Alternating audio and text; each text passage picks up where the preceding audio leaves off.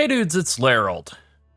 We've put out some guides on making currency recently, both before and after the tier 16.58 mod nerfs, and I have been playing around with more stuff on that front, but first we'd gotten a lot of questions lately about good XP farming strategies.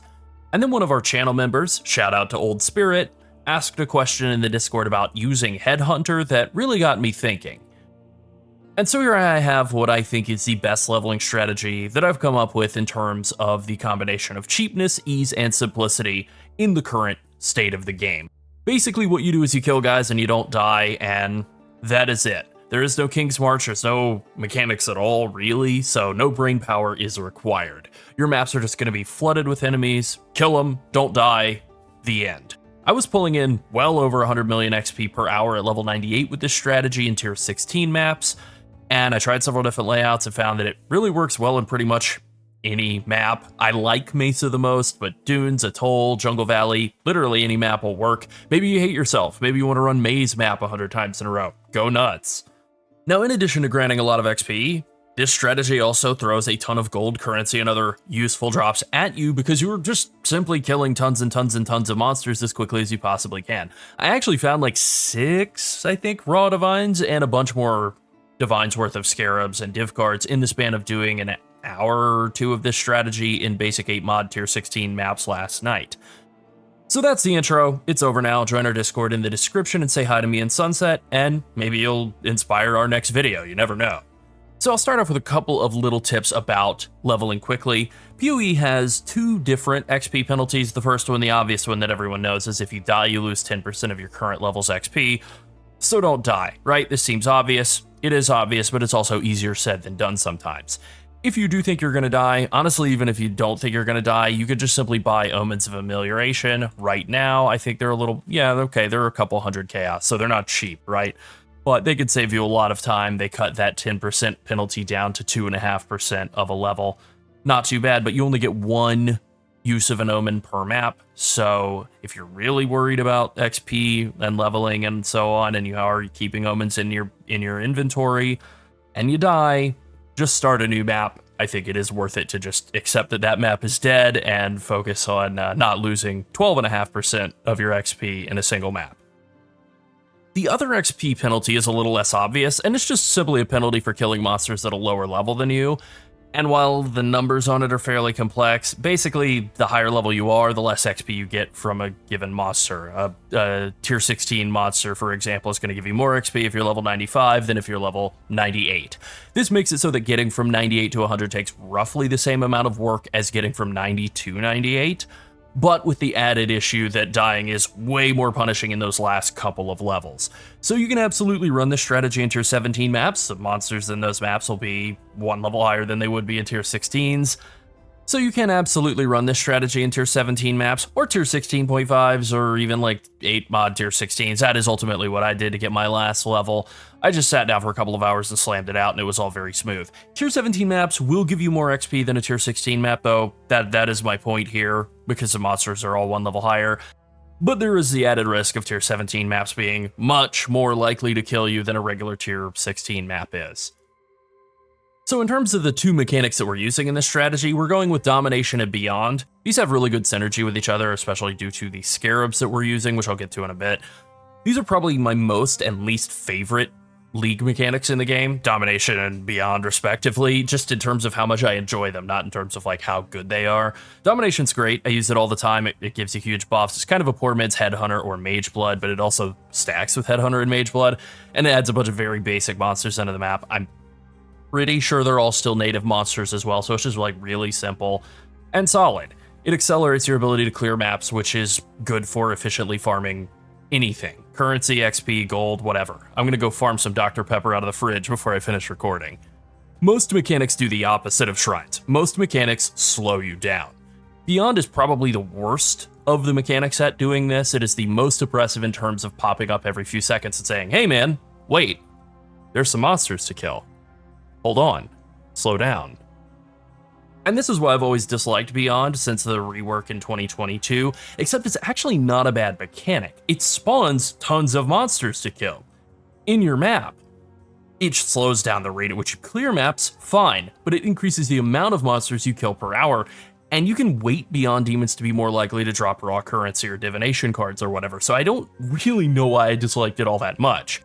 I'm trying to change my opinion on Beyond. It's like, like forcing yourself to eat a food that you hate until you like it. I did this with olives and coffee and it actually worked. I'm doing it now with Beyond, and it seems to be working. Maybe next month it'll be Abyss, but probably not.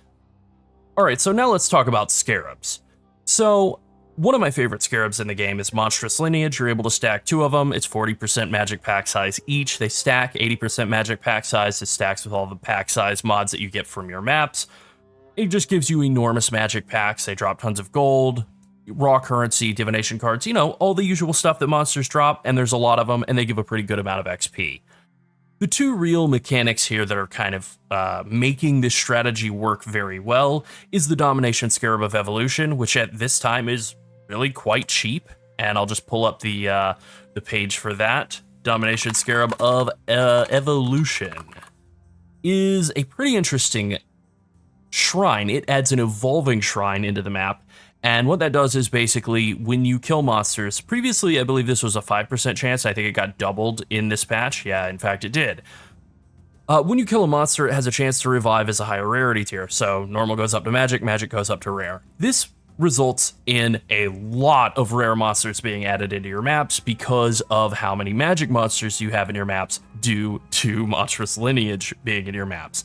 So you have tons of normal and magic monsters, those guys then get converted up with a pretty decent chance into becoming rares.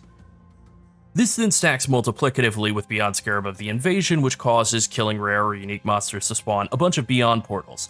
The way Beyond works is really simple. When you kill monsters, they have a chance to spawn Beyond portals. When Beyond portals spawn next to each other, they spawn a bunch of monsters. This guarantees it whenever you get rares, and by using evolving shrines, you're then multiplying the amount of rares that are in the map by like an enormous amount, and this then cascades into more Beyond more rare monsters coming out. And it's just like this big cycle of lots and lots and lots of monsters being spawned. Alright, then I have one thing to point out here with respect to Beyond demons, and that would be that there are 3 factions of demons. There are pale demons, flesh demons, and then demonic demons, the most demon-like of all the demons. I don't really have a point here, I just really enjoyed this and I felt I needed to share with the class. So this is a very simple Scarab setup, right? None of these Scarabs cost like much of anything, like chaos-wise, if we just look at it. These Monstrous Lineage are less than 1 chaos each. The Evolution Scarabs are 1.5 chaos each, maybe. And the Invasion Scarabs are less than 1 chaos each. And they're all pretty easy to self-sustain as well. So the cost of doing business here is really quite low. Now, if you are using a Headhunter, this is why I referenced the Headhunter bit earlier, if you're using a Headhunter, I think you can drop one of these Scarabs in order to fit it in, and I kind of like to drop one of the Evolution Scarabs. I think they're the least impactful, even though they are quite good. Maybe you could justify dropping the Monstrous Lineage instead. But either way, you would drop one of those and take a Nemesis Scarab, which again, super cheap. And what this does is it adds 2 extra modifiers to every rare. If you're using a Headhunter and you're stealing all of those rare modifiers from monsters, now instead of them all having like 2 or 3 each, now they have 3 to 5 each. It's just a massive increase in the number of modifiers that you have available to steal. It's not, in terms of like currency per hour, it's not generally better than this basic Scarab setup here that I have laid out.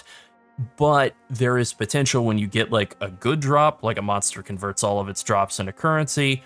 That good drop can become like a turbo good drop, an amazing drop because of it having a bunch of extra modifiers. Also, it's just really fun to steal a lot of modifiers with Headhunter. Not the most reliable mechanic in the world, obviously, but very fun in conjunction with there being insane amounts of rares because of Domination and Beyond and the Evolution Shrines and all of that. Got into editing and I just wanted to mention, I don't necessarily think Headhunter is better than Tides of Time for Toxic Rain Pathfinder. I think it is not, but it is fun, not mandatory, just fun to play around with.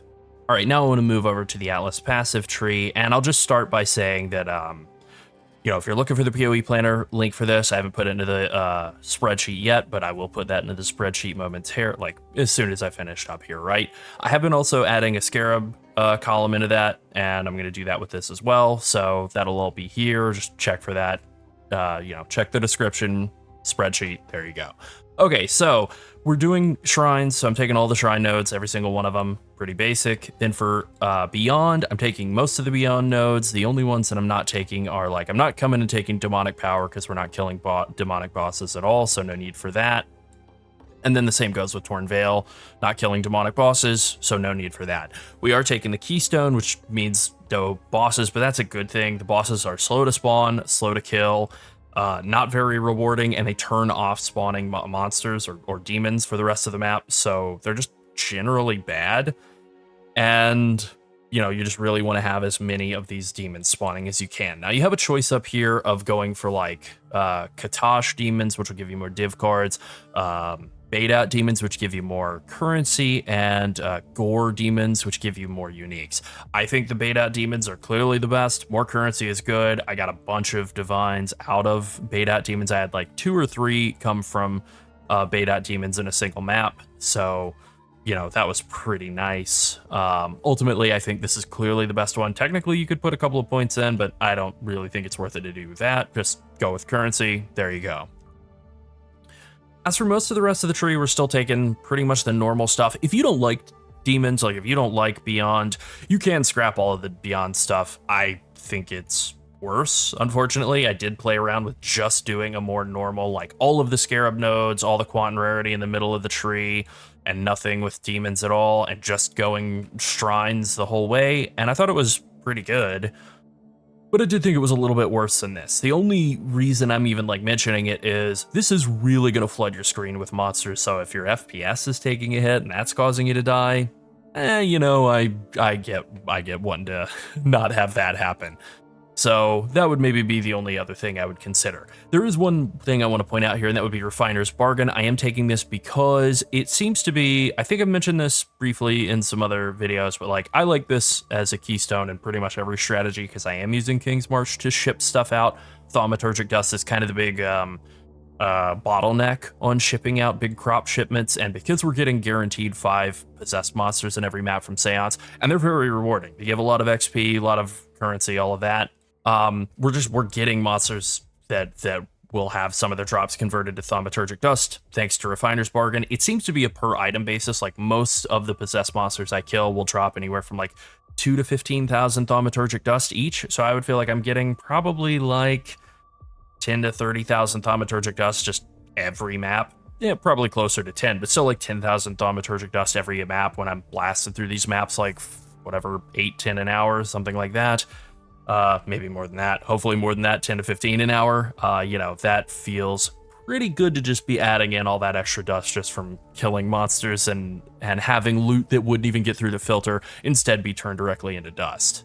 Most of the rest of this is all pretty straightforward, pack size for Meter of Worlds, because that's nice. Still taking a lot of Scarab nodes. We're taking all the map mod effect that we can as well, because more map mod effect means more pack size, and pack size is good. I am still taking these 2 little nodes up here because I like 16.5 maps, and getting more of those to drop is always good.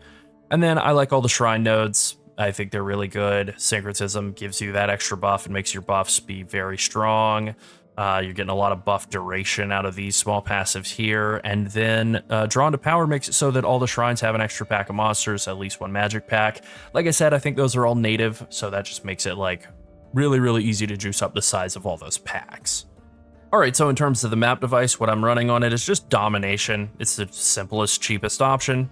I don't really think there's anything else that's super competitive. The only other thing I could think about would be just maybe using Delirium if you wanted to add in Delirium Mirrors, or maybe Delirium Orbs if you wanted to add in Delirium in some way. That'll add more monsters. It does add a lot more difficulty though, so that's why I'm kind of holding off on that, since the point here is to gain XP and not die. Delirium's kind of not my first choice. And finally, I'll just mention what we actually do here. It's kind of the most basic map farming strategy you possibly can go with. You choose a map you like. Just going off of the price of maps right now, Fortress has very clearly risen back up to be the #1 most expensive map. It's the best map to farm long term if you're wanting currency. So farming a map that's in this Fortress column from the tier 17 page of the PoE wiki. I think Mesa is my personal favorite. Dunes is also very good. There are several other options in here that I think aren't as good, but those two really stand out as being good. So you just spam that map until you don't want to do it anymore, basically. You can boss rush. That's part of why I like Mesa. It's really only a currency-oriented thing, but like, you know, currency is good too. It'll let you buy more amelioration omens, so nothing wrong with that. If you're wanting to turn this into a bit more of a currency-oriented strategy, I mean, I don't really think you have to make any modifications from here. I think you really just want to make more of an emphasis on boss rushing and getting good Eldritch Altar mods. So we're talking quantity, of course, currency duplication, Scarab duplication, all of that, div cards and raw currency from the Eldritch Altar mods. Again, pretty much all the same business as usual as we get in every strategy, but now you have a billion monsters to kill in every single map, and some of them will drop tainted currency, which can be worth a decent little bit of chaos orbs. So I'm really happy with this strategy. It's definitely going to be my go-to for leveling up for the rest of the league, unless I manage to stumble into something even easier, but that seems pretty unlikely. I know some people like Breach. I can't say I'm as big of a fan, and in playing around with it a little bit, I didn't feel that I got as good of XP per hour out of it either, so kind of worse on all accounts. Alright, that's it. Be sure to like and subscribe if you enjoyed this video, and join the Skipping Sleep Studio Discord and say hello to me and Sunset if you haven't already. And finally, thank you to all of our channel members. If you want to support us so we can keep making more PoE content, become a channel member as well. Thanks for watching. Bye.